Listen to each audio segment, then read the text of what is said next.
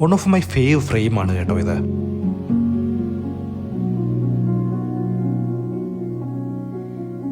ഈ കാണുന്ന പൂക്കൾക്ക് ഒരു പ്രത്യേകതയുണ്ട്. ഇത് വളരെ റെയർ ആയിട്ടുള്ള വെസ്റ്റേൺ ഓസ്ട്രേലിയയിൽ മാത്രം കാണപ്പെടുന്ന വൈൽഡ് ഫ്ലവേഴ്സ് ആണ്.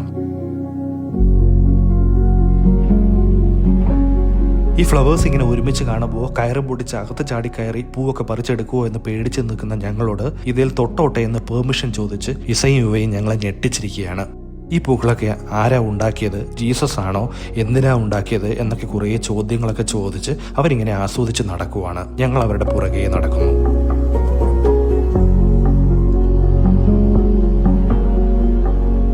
പേപ്പർ ഡെയ്സീസ് എന്ന് വിളിക്കുന്ന ഈ കാട്ടുപൂക്കളെ കാണാൻ സിഡ്നിയിൽ നിന്ന് 1 അവർ ഡ്രൈവ് ചെയ്ത് ഒരുപാട് ആൾക്കാർ ഇവിടെ വരുന്നുണ്ട്.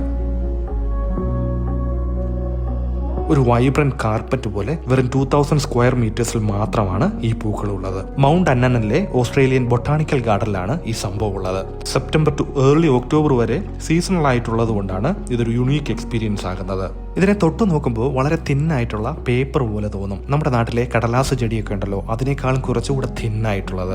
ഇവിടെ സിഡ്നിയിൽ നാച്ചുറലി വളരാത്തത് കൊണ്ട് സ്പെഷ്യൽ കെയർ ചെയ്ത സോയിലാണ് ഇത് വളർത്തിയെടുക്കുന്നത്. ഇൻസ്റ്റാഗ്രാം ഹോട്ട് സ്പോട്ടായ ഈ പ്ലേസ് ഫ്രീ ആയിട്ട് വിസിറ്റ് ചെയ്യാം. ഫ്രീ ലിമിറ്റഡ് പാർക്കിങ്ങുമാണ് കേട്ടോ.